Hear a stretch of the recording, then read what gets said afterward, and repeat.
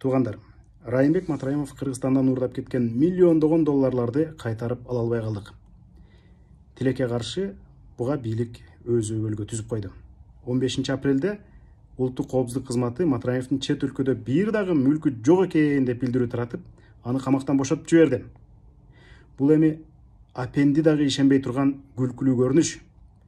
Иликтөөчү журналисттер бир нече жылдан бери Матраимов сансыз туугандарын ишке алуу менен бажыда кандайча коррупциялык схема түзгөнүн, ал жерден кандайча эбегей сакчыларды чыгарып кетип турганын далилдеп бербедикпи? Анын ичинде бир эле Дубайда жалпы баасы 15 миллион долларга тете квартиралары, апартаменттери, жер тилкелери бар экенин көрсөтүп, даректерин тактап бербедикпи? Геолокациясын көрсөтпөдүкпү? Мына ошого карабастан бийлик ыкшоолонуп жатып, бир жылдан ашык убакыттын ичинде Матраимов ал мүлктөрүн башка бирөөлөргө каттатып, изин суутуп кетүүгө мүмкүнчүлүк ачылды.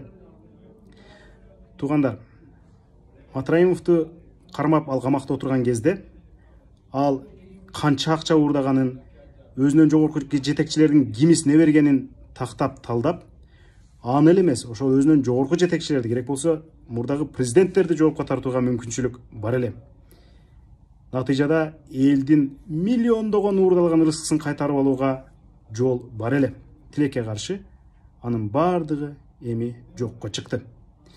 Эми коррупционерлер уурдап кеткен бир тыйын дагы элге кайтпайт. Ал эми жанагы 2 миллиард сом деген бул болбогон эле бир майда тыйын.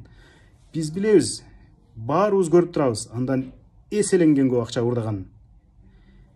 Тилекке каршы коррупционерлердин таасири күч экен, акчасы көп экен, бийлик менен ымаласы жакшы экен, чындык деп чыркыраган журналисттерди, активисттерди жаманатты кылып, түрдүү ярлыктарды тагуу менен, шылдыңдоо менен, акча жумшап, желдеттерин салуу менен, фейктер аркылуу жаманатты кылуу менен алар акыйкат издеген элдин үнүн дискредитациялоого тырышып атышат.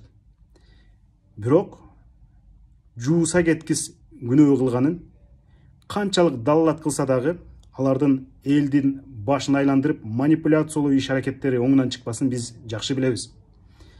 Коррупционерлер бул бийликтин тушунда бүгүнкү күндө жоопко тартылбаса дагы, акыры баары бир жоопко тартыларын, эл алдында эсебин берерин андан жакшы билебиз.